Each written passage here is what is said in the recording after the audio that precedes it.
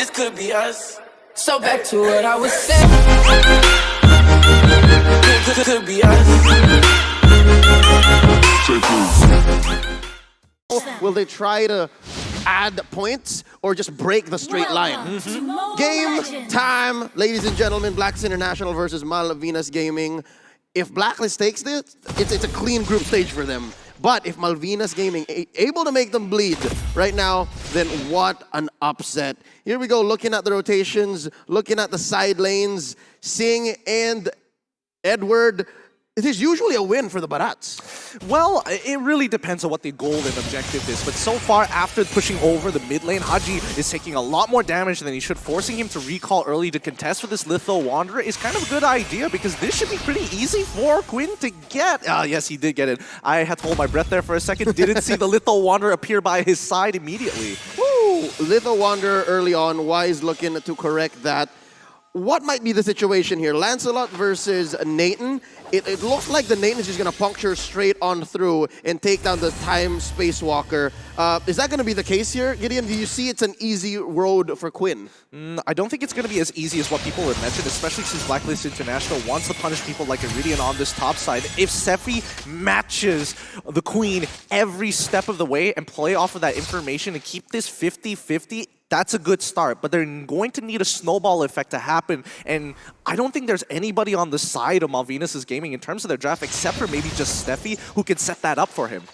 I love how Steffi actually picked the Matilda here to help confirm kills with Adrian, but now Haji's in trouble. First blood's gonna be drawn. Steffi takes him down. Would have been better if it went to Adrian, but a kill is a kill, gold is gold from Malvinas Gaming. They need to get the snowball as quickly as possible. If they have to give it to the Lancelot, that's no big deal because now Oh My Venus is in a little bit of trouble, and that's what they want to do. Push out that mid, play towards that gold side. When you have that pressure, come down to Turtle. Yep, first Turtle already up. Priority going over to a Blacklist International, but look at this top lane. They're bearing down on Oheb. We don't care if you scored a Maniac. You're answering to us now. 2 minutes in, 15 seconds, a third of the health here on this Turtle. That's going to go over to Wise. Turtle Slaying brought to you by STV Singapore. Passion made possible. Did you know that Singapore is not just one island, but 64? 64. 64. I just learned that very recently. They got 64 offshore islands, including Sentosa, the one that we're staying at, Pulau Ubin, and Sister Islands. That's amazing. But right now, looking back into the game, Malvinas Gaming, looks like Quinn is in danger. Oh, he's fine. He's fine. Haji's got Oheb's back, but just the same, Steffi could give a shield here to Quinn, dash out to safety. I like how despite Blacklist's take on the Turtle, Malvinas still understands that we can kind of push it further. Yeah, the thing is, what I like about this game, right? Malvinas Gaming, they won the lane. Early game control on the lane has been very good for Malvinas Gaming, and when Blacklist International, they took the Turtle, they didn't even try to contest it just because they know if they go for the Turtle fight, they're actually going to lose. Right now, looking at the itemization, Harley is going for, but it looks like Zig is going to go down, and that's a kill for the Queen. Maximum range, and they're looking to trade up top. Malvinas Gaming trying to spot out Oheb, but Haji's got his back, and they're going to let it happen. They're going to let this through. It's a 3-man, make that a 4-man. Koopa counts, push. Early on, 3 minutes in, they're going to take down this turret. No more shields. That just shows how much pressure Malvinas Gaming put here. Gideon, how is it going to affect Oheb's farm? Well, honestly, let's not even talk about Oheb's farm. Malvinas Gaming right now, it feels like this is rehearsed. It feels like they've done this a lot of the times. These rotations are a little too telegraphed for their side. In Blacklist International, it feels like they're following into this. They're trading side by side, but Malvinas seems extremely prepared. But they find some refuge in mid. There's a push in bottom, and now they're going to try to make some way in mid. Blacklist International trying to reclaim and show us exactly where this 1,000 gold lead is coming from, 3-1. Yeah, but coming back to Oheb's farm, yes, he's going to lose a little bit, but as you mentioned, the retribution is great on his side, getting 2 kills, allowing him to try and stabilize. Yeah, Wise is actually not dying. Again, we talked about how the Lancelot should be giving him hell. This is great now. Oh, Phantom Execution coming in. Haji answers with the I'm offended, keeping him in place. That's the Queen with the real-world manipulation. Steffi answers back with the Circling Eagle, and they're all still alive. What discipline from Malvinas. Oh, I don't know about you, but I am Oh, I'm squeezing my butt cheeks here, man. This is not easy. This really is not easy. And especially if you are a Latam fan, you got to be breathing heavily on this one. Seeing he's not going to let this happen, but you can see that Oheb, he has that pressure now. And so far, oh, he does not miss these shots. Redder, maximum range. We've seen it down bottom on Oh My Venus, and up top, the Prince does exactly the same. The mechanics of Blacklist International, it's being put on show here, and the way Malvinas answers, I gotta agree with you, Gideon. It seems to be in the macro. They're showing off their macro chops. If it's not micro, it's gotta be macro, and now Turtle is gonna be contested, and Malvinas Gaming slowly looping around, hopefully to contest. And it looks like it's gonna go over to Wise one more time. Real manipulation, keeping Quinn down, and he bites it. That's why he's taking the kill. Another one for Oheb. Steffi looking low. The Void Crystal helping Wise confirm the kill. Adrian's walking away. Detna's welcomed by Singh. You go under the turret, but Wise is gonna survive nonetheless.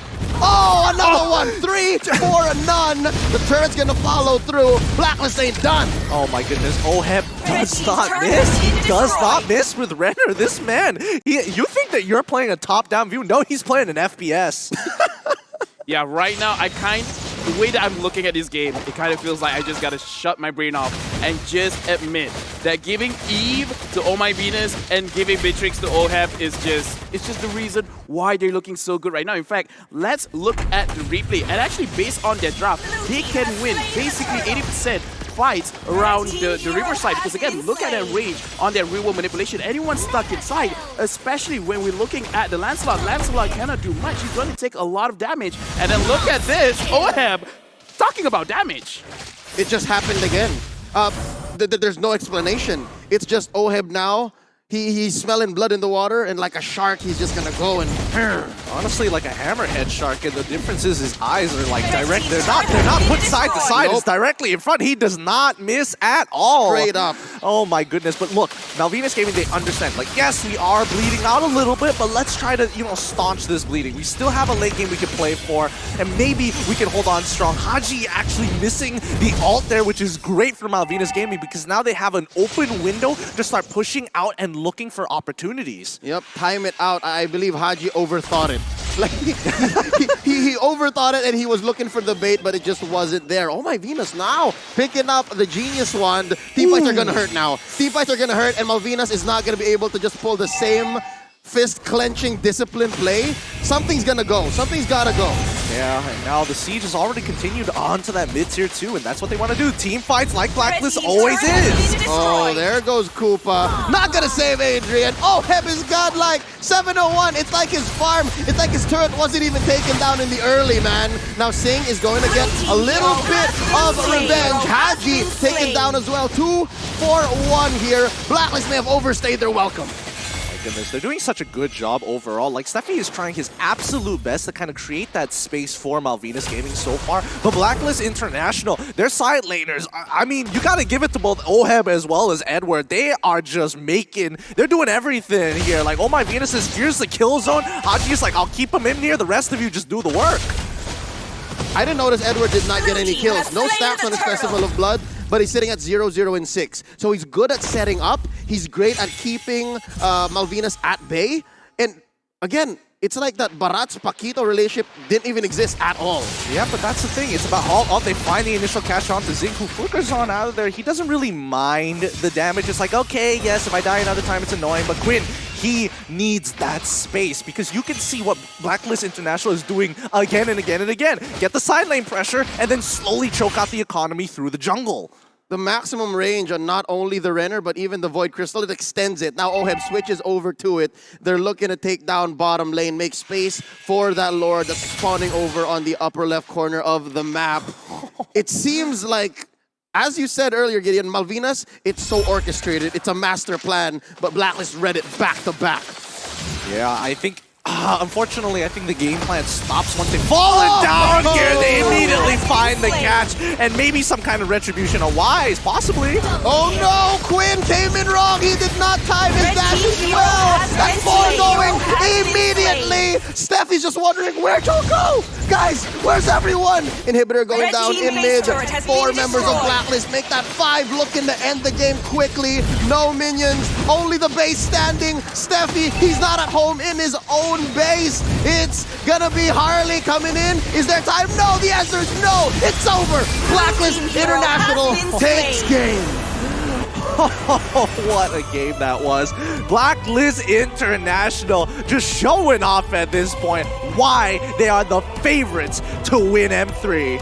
And this is where I have to say, in our sandwich over here, we have to trust in the Filipino. Like he said, straight line.